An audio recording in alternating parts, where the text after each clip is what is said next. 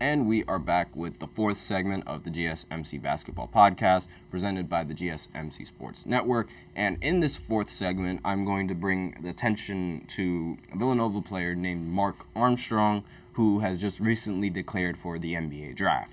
Now, you guys are probably wondering, who is this? And, why is this, an important topic of conversation? Well, the reason why it's important to me is because Mark Armstrong went to my high school. I saw that man play basketball and, in person before he was, this big basketball, this big college player that he is now.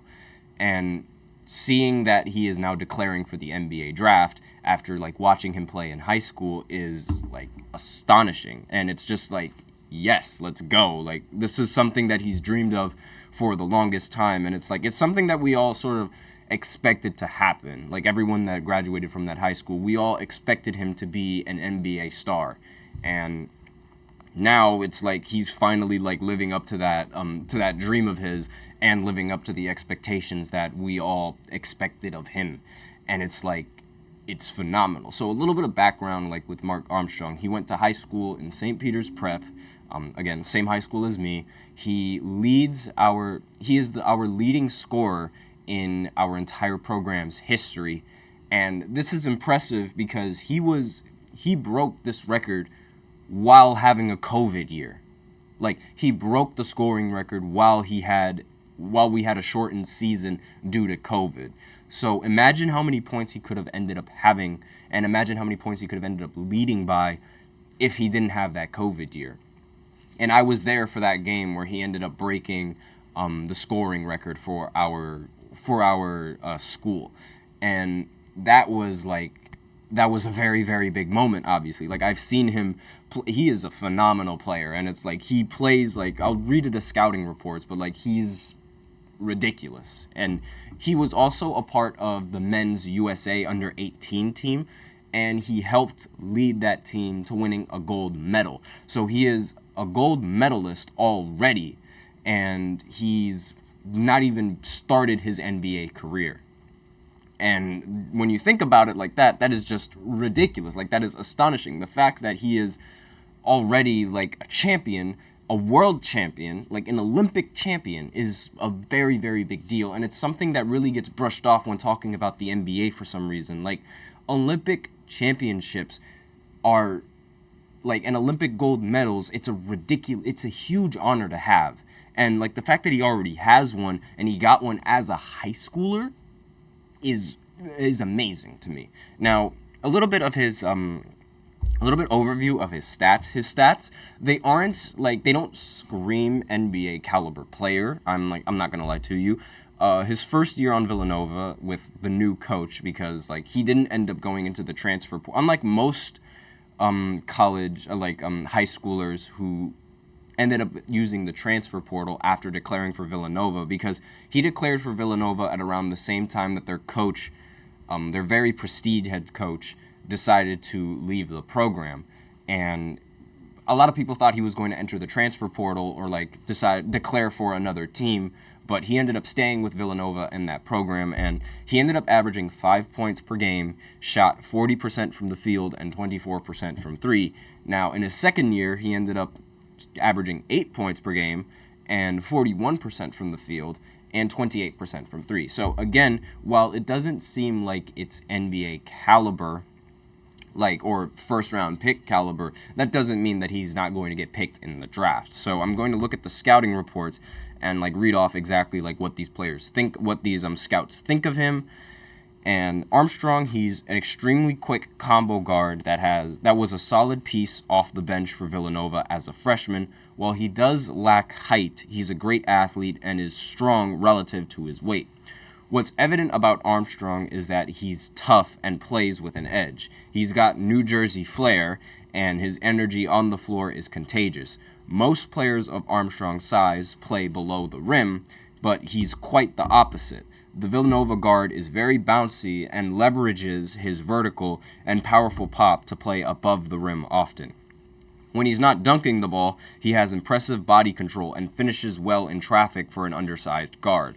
Armstrong has a great series of dribble moves he uses, with the crossover being his most frequent and effective option. The mid-range is where Armstrong is tough to defend. He's dangerous just inside the arc, manipulating his defenders with his ability to pull up with a jumper or take them to the rim. A legitimate self-creator, he has no problem getting to his spots and scoring. Armstrong also has a promising three-point stroke, but struggled in his first college season from that range. While his shot does have some dip in it, he's fundamentally sound and has good mechanics. That, along with the fantastic free throw shooting, gives us optimism that he will end up being a quality perimeter shooter. So, if you're going to want to compare him to like an NBA player, I feel like Russell Westbrook is probably like the best comparison in terms of offensive play style, because like, again, he's a relatively shorter guard, or even Donovan Mitchell. Honestly, Donovan Mitchell or Russell Westbrook are a very good comparison because they're relatively small guards, but they do have that bounce to meet a lot of defenders at the rim, while at the same time having a dangerous mid-range pull-up that keeps defenders on their toes, which is why I primarily associated him with Westbrook, because Westbrook in his MVP season and before that, he had a ridiculous mid-range shot and it was very, very consistent. So on top of the fact that he's able to finish around the rim, like Mark Armstrong, he can get up there. He is a ridiculous dunker for his height. And I even on my phone, I have a clip of him jumping over someone in a pickup game. Like, he literally jumped over someone to dunk on them in a pickup game while wearing khaki pants. Like, that is insane to me. Like, and that's ridiculous how someone is that athletic. Now, an improving facilitator, Armstrong's ability to pass the ball and orchestrate the offense will be something he will need to really flash this year. Any player of his size has to do more than score to get drafted.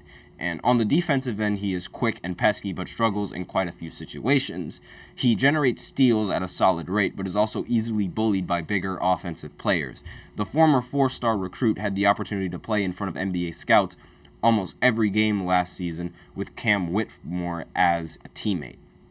So, obviously, like I mentioned earlier, like his success with Team USA on the under-18 team, and I feel like that's also like going to add on to like his resume and will help him get drafted.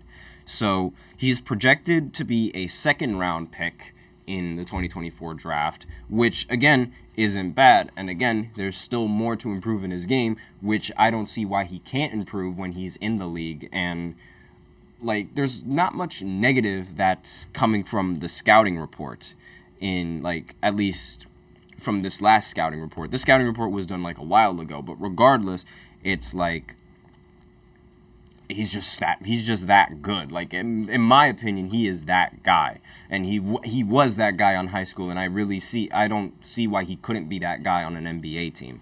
So here's a little bit more draft notes coming in. He's tough, hard-nosed guard who plays with an edge, brings it on both ends on the floor. He's not the biggest player and might not have ideal height, but is strong, tough, and bouncy, and can really play above the rim. Has a combo guard skill set, and will have to develop his playmaking at the NBA level, which is honestly, that's something that like he's struggled with in high school as well. But primarily, I thought it was because like there was no need for him to pass when he was on high school, because it's like he was able to score on anyone regardless. But that's going to be the aspect of his game that really needs like improvement if he wants to be a legitimate guard in the NBA. It's his playmaking and his ability to like be a facilitator. So just wanted to bring attention to that, because it's like, again, from my high school, and we're going to see him potentially get drafted in the same draft class as Bronny James if Bronny James gets drafted this year. That's a big if, but we'll see how that goes. So that's all I got for this fourth segment, and with that, that is the end of the entire show. So that's the end of this fourth segment. Thank you for tuning into the GSMC Basketball Podcast, presented by the GSMC Sports Network. Your support means a lot to us, so please remember to subscribe to the show, leave a positive review, It really does make a difference. We also invite you to follow us on Facebook, Twitter, TikTok, and Instagram for more content and updates. And as I said previously in the first 2 segments, remember to tip and to donate to get your comments recognized. Use the link displayed below the ticker on every single show segment, or the link in the description. That is gsmcpodcast.net.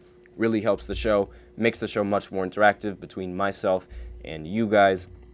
And again, that is it for the show. That's it for this 4th segment. Thank you guys once again for tuning in. I am your host, Nelson, and as always, take care.